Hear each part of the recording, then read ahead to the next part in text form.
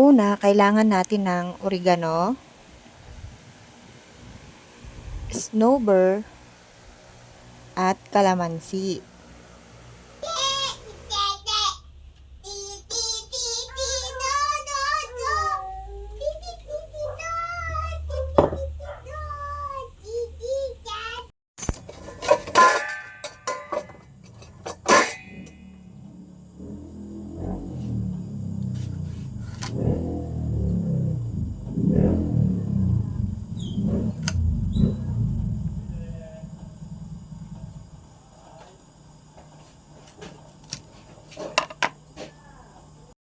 Una, lagyan natin ng oregano ang baso.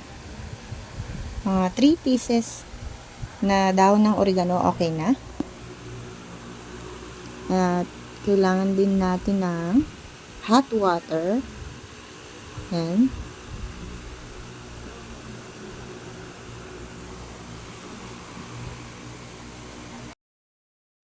Then, next, kalamansi. Yan. Estimate lang natin kung ilang kalamansi. Dalawa lang yung kalamansi na nilagay ko.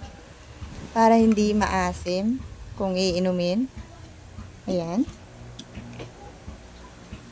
Kung may ini-strainer kayo, pwede nyong gamitin dyan sa kalamansi para hindi masama yung mga buto ng kalamansi. After nyan, lalagyan din natin ng snowbur. Yan. Para sa akin, isang snowbur is sapat na.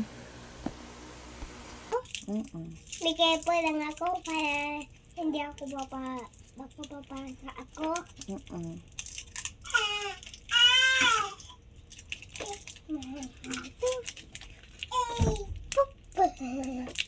One is ready.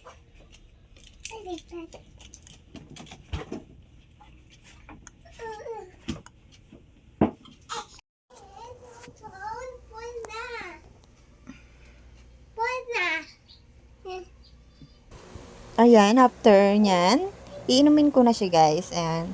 Maasim na maanghang yung lasa niya. Pero masarap inumin, nakakaginhawa ng lalamunan.